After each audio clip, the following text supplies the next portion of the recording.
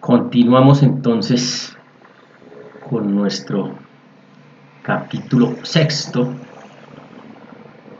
que decíamos tiene que ver con el derecho de acción y contradicción.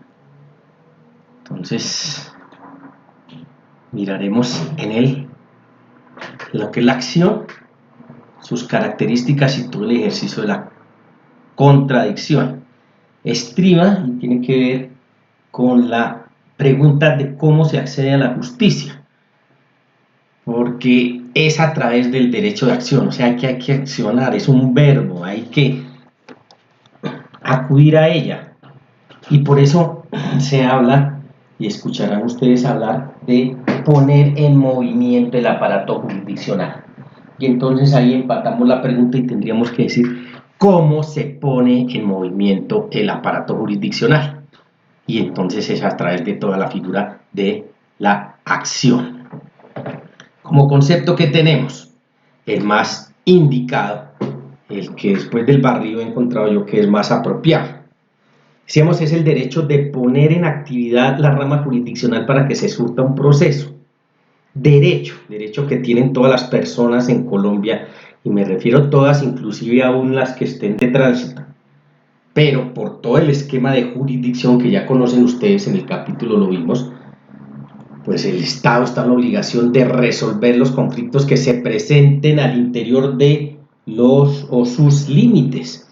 Por lo tanto, hay que hacerlo a través de unas formas, y ahí viene la connotación aquí del derecho y de la acción. Es un derecho que tienen las personas, pero hay que utilizarlo, y yo diría no solo utilizarlo, sino saberlo utilizar. El ideal sería solo utilizarlo, porque el Estado pudiese garantizar que cualquier persona, sin necesidad de ayuda de ninguna otra, no importa cómo se llame, pudiera hacerlo, pero eso no es posible todavía en Colombia. Entonces viene todo el tema de saberlo hacer, y ahí tenemos que ver muchísimo los abogados, porque ahí es donde nosotros entraríamos, y nosotros estamos habilitados, tenemos las competencias para poder entonces poner en movimiento el aparato jurisdiccional. Se venían manejando varias teorías en el mundo, pero digamos que Colombia de manera acertada aterriza en la teoría abstracta de la acción, desarrollada por el doctor Hernando Davis Echandía, uno de los más grandes procesalistas que ha habido en Colombia. Entonces nos manejamos y nos movemos dentro de la teoría abstracta de la acción. ¿Y es en qué consiste? Es que es un derecho público, ya debatíamos todo lo del derecho público, porque todo el mundo tiene derecho a él. Vamos a ver todos los elementos que la componen: cívico, civilización, ¿sí?, de ciudad, de todo el conglomerado; abstracto, porque es de manera general, o se acude a las fuentes como la ley, que es de carácter general y abstracto; y autónomo, porque saben ustedes que quien desarrolla esa posibilidad de resolver los conflictos en Colombia es una rama jurisdiccional del poder público, la rama judicial del poder público, que cuenta con su propia autonomía e independencia. Entonces digamos que ahí los cuatro factores se mezclan para engrosar ese derecho, o sea, público, cívico, abstracto y autónomo, que tiene toda persona natural o jurídica, ¿cierto? Porque es para todas las personas. Aquí hablábamos y tendríamos que hablar de la legitimación en la causa, y digamos que hoy hay un concepto más amplio, no solo personas naturales o jurídicas, sino hay que hacerlo extensivo, como lo veremos, lo verán ustedes, por ejemplo, a los patrimonios autónomos, que también en algunos eventos están legitimados para iniciar procesos o participar o ser partes en un proceso. Y un ejemplo que es muy diciente, y es el del nasciturus, el que está por nacer, del cual ya hemos revalidado todo el tema de persona natural desde el Código Civil, y ahí no estaría inverso según la definición del Código Civil, pero sabemos que tiene los derechos y puede ser parte de un proceso en Colombia, entonces también habría que incluirlo. Por eso esta parte que tiene toda persona natural o jurídica, para la época del doctor Hernando Davis Echandía, pues cobijaba todo lo legitimado en la causa. Hoy tenemos que ser un poco más amplios de mente, porque es extensivo a más personas, entes, o, bueno, el nombre que se le quiera dar a los ejemplos que nos referíamos. Para obtener la aplicación de la jurisdicción del Estado, ojo que ustedes ya vieron todo el tema de jurisdicción, para obtener la aplicación de la jurisdicción del Estado, jurisdictio, ¿cierto? Decir el derecho del Estado, todo el capítulo de jurisdicción entra aquí, a un caso concreto. ¿Por qué a un caso concreto? Porque acuérdense que venimos de una ley abstracta y general, pero el conflicto es particular y se lo vamos a resolver a las partes inmersas en ese conflicto. Entonces hay que aterrizarlo, hay que llevarlo a lo concreto. Y eso es lo que se hace, eso es lo que hacen nuestros jueces. ¿Cómo? A través de una sentencia, es mediante una sentencia a través de un debido proceso. Y queda perfectamente entonces encerrada todo el esquema del desarrollo de esa teoría abstracta de la acción y cómo opera para nosotros aquí en Colombia. La acción es un derecho público subjetivo mediante el cual se requiere la intervención del órgano jurisdiccional para la protección de una pretensión jurídica. Entonces ya lo llevamos a un tema mucho más de rama judicial. Entonces retomamos la acción, derecho público subjetivo, ¿sí? Hay que promoverla, hay que ponerla en movimiento, mediante el cual se requiere la intervención del órgano jurisdiccional. Acuérdense que vamos al aparato jurisdiccional, nosotros vamos en ayuda, estamos diciendo al Estado, mire, nosotros no podemos resolver este conflicto, se nos salió de las manos, no fuimos capaces de autocomponerlo, necesitamos que usted, Estado, lo resuelva. Y ahí viene todo el tema de rama judicial. ¿Para qué? Para proteger la pretensión jurídica, lo que quiere la parte del Estado, siempre y cuando tenga razón y esté en derecho.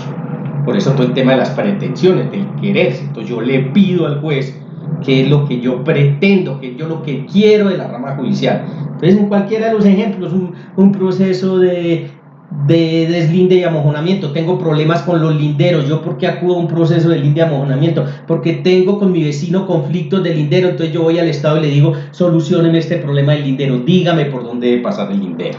Y entonces tendría que accionar el aparato jurisdiccional a través de un proceso de linde y amojonamiento para cumplir con mi pretensión. ¿Cuál es mi pretensión? Aclarar, perfeccionar, delimitar esa zona, lo que se llama entre nosotros lindero en ese ejemplo que estamos colocando.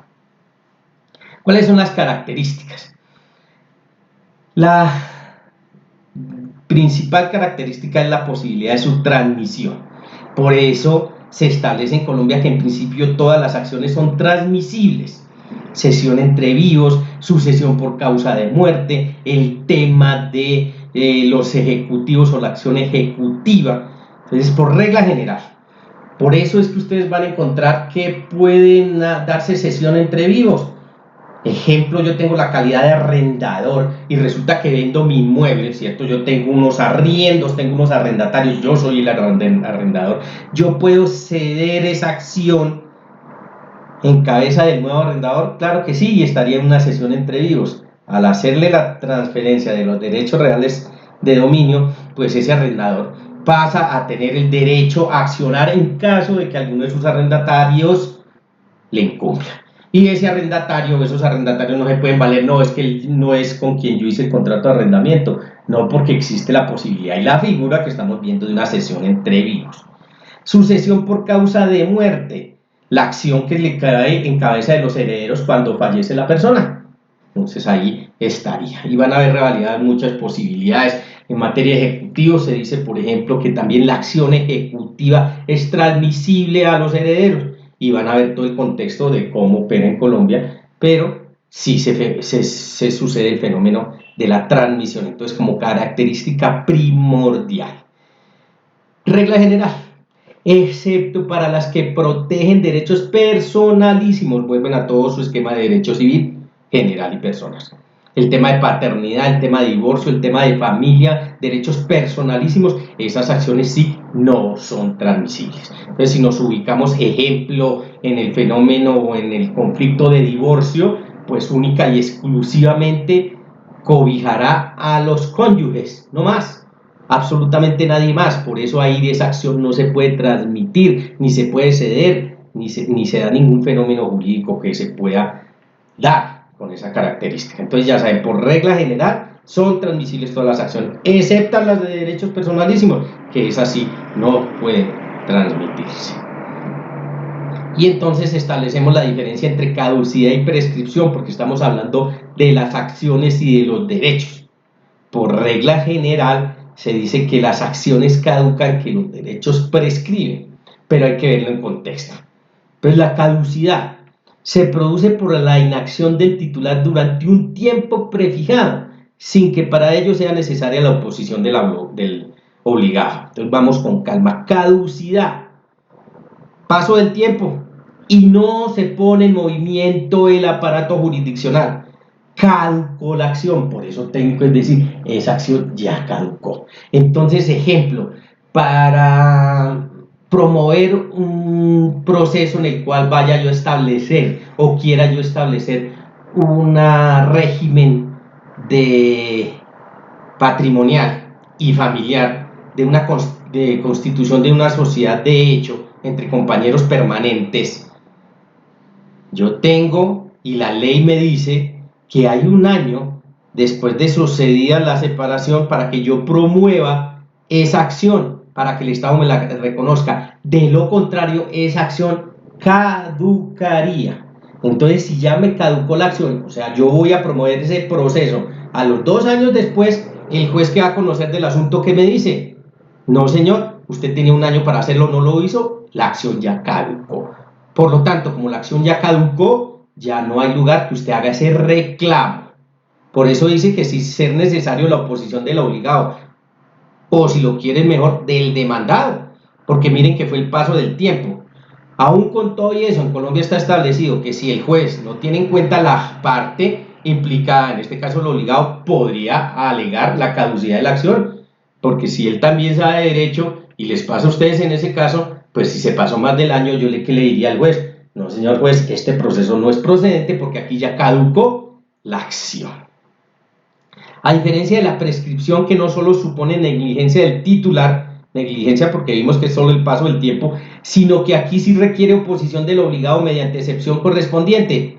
Entonces miren que la caducidad se da por el simple hecho del paso del tiempo, mientras que la prescripción no solo tiene que tenerse en cuenta la negligencia del titular, sino que además, si se promueve el proceso, hay que alegarla. El demandado está en obligación de alegarla, porque si el demandado no la alega en los tiempos procesales correspondientes, ¿qué hace? La revive. ¿Qué? La prescripción, porque estamos estableciendo precisamente esa diferencia, o una primera gran diferencia. Otra, la caducidad es un obstáculo para el cumplimiento de un acto, el ejercicio de una acción sin tocar directamente el derecho pretendido. ¿Sí? Porque nos está diciendo que tengo un tiempo, un término para hacerlo. Mientras que la prescripción es un modo de extinción de los derechos. Por lo tanto, todos los plazos que extinguen el derecho son de prescripción. Entonces, lo que se pierde es el derecho, no la acción.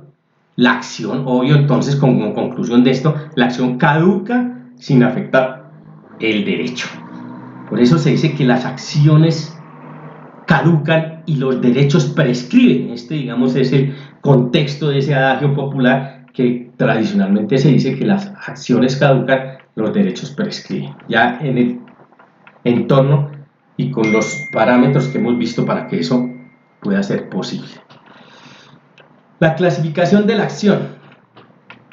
El objeto inmediato de la acción es la sentencia. Claro, porque si usted promueve un proceso que ya sabe que tiene que hacerlo a través de una acción o accionar, para que eso se dé lugar en Colombia, para que el aparato jurisdiccional le diga, sí, listo, venga, usted tiene un conflicto que no pudo resolver, por lo tanto, venga, que el Estado a través de un juez o un heterocomponedor en general le va a resolver el caso, pues usted acude al aparato jurisdiccional buscando una sentencia que le sea favorable a usted. Pues en el ejemplo que decíamos, pues claro, en ese ejemplo que les coloqué arrancando esta sesión, les decía el de proceso de linde y amojonamiento. Pues yo tengo problemas con esos linderos, mi intención, mi pretensión es que se aclare y se defina ese lindero. Por lo tanto, si eso queda en una sentencia, vean que hay tránsito a cosa juzgada, el conflicto se resolvió. Por eso ese objeto inmediato de la acción siempre será la sentencia. En este ejercicio de las acciones, pues estamos hablando de acciones como clasificación, las acciones de condena, declarativas, constitutivas, ejecutivas, bueno, dependiendo de la naturaleza, ¿no? ¿Cuál es la acción de condena? Que en esos procesos En la sentencia lo primero que se declara es la existencia del derecho, o sea que existe el derecho. Y luego se prepara la vía para obtener, aún contra la voluntad del obligado, el cumplimiento de una pretensión, por eso se habla de condena. Entonces miren que ahí yo ya voy dibujándome en mi mente, en ese tipo de procesos, las acciones de condena. Si yo voy por una acción de condena, entonces si voy por una acción de condena, ¿qué tengo que tener en cuenta? Ya lo saben. Primero tengo que preocuparme porque se declare el derecho, o sea que el derecho existe.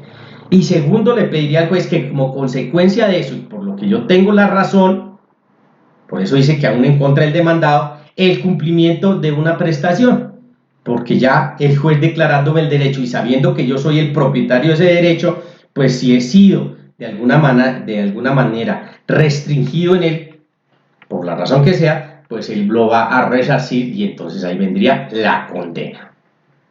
Acción declarativa, su nombre, ¿no? Se limita a declarar o negar la existencia de una situación jurídica, porque es un derecho que se tiene tanto para quien actúa como para quien se defiende. No es por el solo hecho, y por eso acudimos a la teoría abstracta de reclamar que se declare un derecho que el juez se lo tiene que declarar. No, esto es un proceso y usted puede que no tengan razón, por eso dice declarar o negar, totalmente disyuntivo ese o, ¿no? Declarar o negar, declarar en caso del demandante que tuviera razón o negar en caso de que el demandado tenga razón la existencia de una situación jurídica.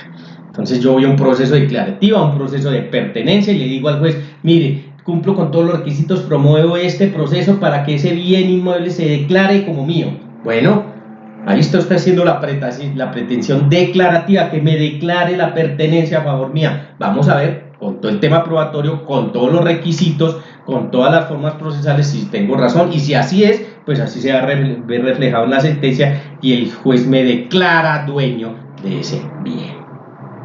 Las acciones constitutivas. Con ellas nace una nueva situación jurídica que crea, modifica o extingue derechos. Entonces es mucho más compleja, ¿no? Pero miren los tres verbos que utiliza. Puede crear, modificar o extinguir derechos. Por lo tanto, yo tengo que orientarla a eso, a cualquiera de esos tres verbos. Y las acciones ejecutivas tienen por objeto obtener el cumplimiento, así sea por la fuerza. La razón de ser de la típica acción ejecutiva, que de dónde viene de ejecutar. ¿Por qué? Porque yo tengo la razón. Entonces está revalidada, por ejemplo, en un título valor, que yo pruebo que lo suscribimos entre un acreedor y un deudor, pruebo que ese deudor me adeuda parte o todo ese título, entonces yo puedo ejecutarlo con base en el título, porque me asiste la razón. Entonces, por esta sesión, pues seguimos en la próxima con nuestro capítulo de la acción y la contradicción.